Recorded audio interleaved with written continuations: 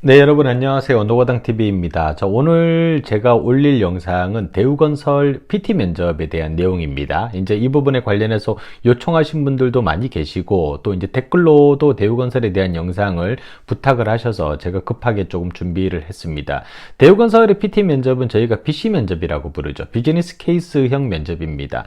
대부분의 건설사가 PT 면접에서 직무와 관련된 부분을 물어본다라고 하면, 대우건설의 PT 면접의 주제는 대우건설이라고 하는 회사가 진행하는 사업 포트폴리오에 대한 부분을 물어봅니다. 그러니까 한마디로 전략에 대한 부분을 물어본다라고 보시는 게 맞습니다. 그러다 보니까 기존에 나왔던 기출 문제를 결국은 다 추스려 보면은 단 하나의 질문으로 우리가 만들어낼 수 있습니다. 그 질문은 바로 지원 직무와 관련해서 대우건설의 사업이 향후 나아가야 될 방향을 제안해 보세요라고 하는 질문으로 기결됩니다. 만약에 플랜트 사업본부 쪽으로 지원한다라고 하면은 이게 원전 사업과 관련된 사업 방향에서 어떤 방향을 제안해야 될지를 설명을 해야 되겠죠. 우리가 건축사업본부다라고 하면 프루지오와 같은 브랜드의 가치를 활용함으로써 우리가 재건축 그리고 재개발과 같은 도시정비 사업에서 대우건설이 앞으로 어떤 방향으로 나아갈지에 대한 부분을 설명을 할 수 있어야 됩니다. 결국은 이런 것에 대한 답변을 하기 위해서는 대우건설에 내가 지원하는 본부가 현재 어떤 사업을 진행하고 있고 내가 입사 후에 어떤 프로젝트에 가서 일을 할 것이며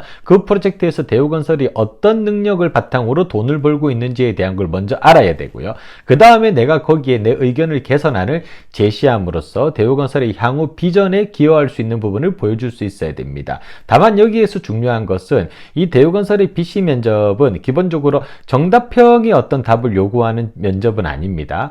기본적으로 논리력을 보겠다라는 거죠. 결국은 어떤 것을 답변을 하더라도 이 논리를 가지고 상대방, 즉 면접관들을 설득할 수 있냐라는 것을 보는 게 가장 중요한 부분에 해당이 된다라고 보시면 됩니다. 중간에 예를 들어서 제가 대형 원전에 대해서 얘기하다가 SMR과 관련된 부분을 짜자자 설명을 하면은 면접관들이 갑자기 질의응답을 들어오겠죠.